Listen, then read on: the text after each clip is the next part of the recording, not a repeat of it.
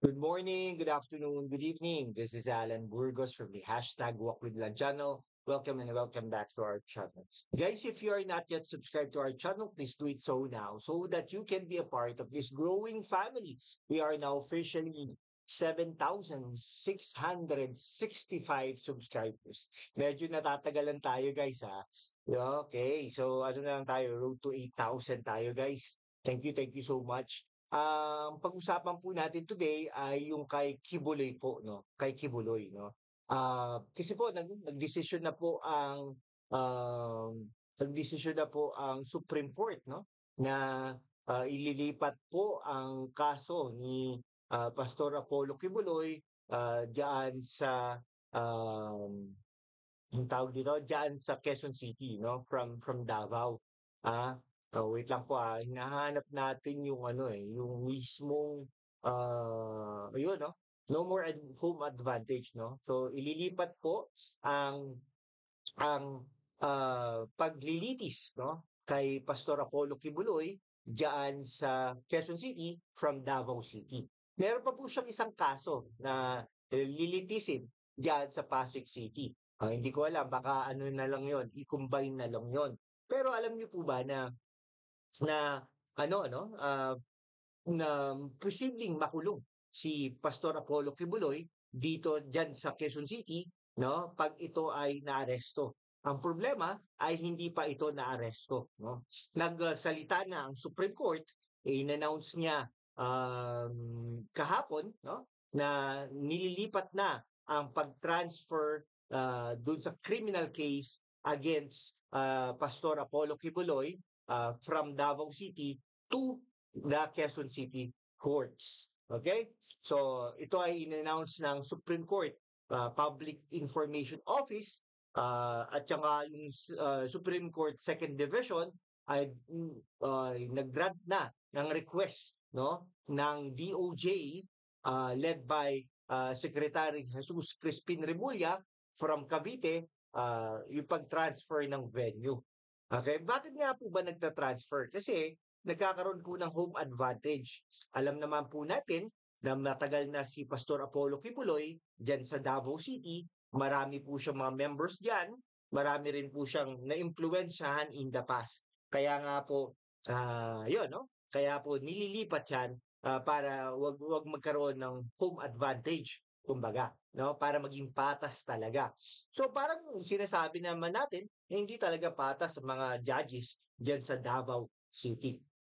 In the first place, talaga namang pinapaaresto na rin siya, no? Okay? Pero siyempre, yung administrative order na ito, na talaga nag-change ng venue, ay talagang nakita ng Supreme Court na talagang may compelling reasons para ma-justify yung paglipat ng venue, no? Kasi nagkakaroon daw ito ng public interest. Okay? So, ayun, no? Public interest, masasaksihan to ng iba, baka nga po maging live pa ito kung hindi po ito tututulan ni Pastor Apollo Kibuloy kung maaaresto siya, no? Ito naman, si Pastor Apollo Kibuloy ay talagang known religious leader at talagang napaka-influential. Ano yun? Influencer, parang vlogger lang ha. Napaka-influential doon sa area na yan sa Davao City. Okay? Siyempre, alam naman natin pag influential ka, no, may mga local biases, no? And then siyempre, yung mga weaknesses natin, pwedeng ma-pressure 'yan and talagang hindi makakapag-testigo, no, ng talagang labag sa kanilang kalooban or freely kumbaga. No? Dahil nga po sa takot at siguro influence of the accused, no? Parang basketball din yan, 'di ba? Okay, so yung Supreme Court talagang gusto nila maging judicious to order the transfer of cases sa Quezon City. Alam niyo po ba na ang Quezon City ay marami na na-convict na mga criminals, siyempre aside from ano din no, sa iba't ibang mga ano. Pero siyempre you expect na matagal ito, matagal itong labanan na ito legally, no? Baka ito ma-deport pa si Pastor Apollo Kibuloy sa Amerika, no? Pero kung tingin natin kung mahuhuli ba talaga si Pastor Apollo Kibuloy, no? So, ang Supreme Court, yung parang kino-consider nating highest court of the land, okay, ay ay ano po no, inutusan ang Clerk of Court ng Davao City, no, Branch 12, which has been assigned do sa mga kaso ni Pastor Apollo Kibuloy, na i-forward na yung mga case records dun sa Office of the Executive Judge of the Regional Trial Court of Quezon City. Ang mayor po ng Quezon City ay si Mayor Joy Vilmonte, no. So ang Supreme Court ay talagang dinirect pa yung mga judges ng Davao City and other stations in Mindanao where future related cases involving Kibuloy and his co-accused may be filed to motu proprio order the transmittal of the records to the Office of the Clerk of Court of the RTC. Ibig sabihin, hindi lang ito ang una at huli na mga kaso ni Pastor Apollo Kibuloy, no? Ayan, na i-transmit na kung magkakaroon pa 'to ng mga kaso, i-transmit na ito sa Clerk of Court ng Quezon City, no? Yung Metropolitan Trial Court, no? That na talaga namang nasa ano yan no? Quezon City compound. Okay? Quezon City Hall compound, no? So, dinirect din nila ang Quezon City Executive Judge to raffle the cases upon receiving the records. Sino kaya ang magiging judge nito? Meron kaya mag-inhibit, no? Meron kaya mga na-impluwensyahan? May mga kaibigan kaya si Pastor Apollo Kibuloy sa mga Quezon City judges natin, no? So, ang dami palang kaso nito ni Pastor Apollo Kibuloy. Isa sa mga ano niya, yung violating Sections 10A and 5B of the Republic Act, RA number 7610, or the Special Protection of Children Against Abuse, Exploitation, and Discrimination Act concerning. Ang dami, no? Ang hirap din po maging religious leader, no?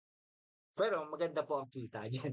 Okay? The case stemmed from the complaint of a woman who alleged that she was sexually abused by Kibuloy in 2011 when she was 17 years old. Napaka just to be fair, no? Hindi lang to hindi lang ito si Pastor Apollo Kibuloy. No, marami po diyan, no? Marami po diyan ministro, um, mga pastor, yung mga sa yung tawag doon, sa born again, no? Pare, Katoliko, Aglipay, yung mga allegedly, may mga kaso pong ganito. No? So sana hindi lang si Pastor Apollo Kibuloy ang diinin, pati din po yung mga pare, no? Ang dami po natin nababalitaan. Hindi lang po sana natatanggal or kinakasuhan din po sana, no?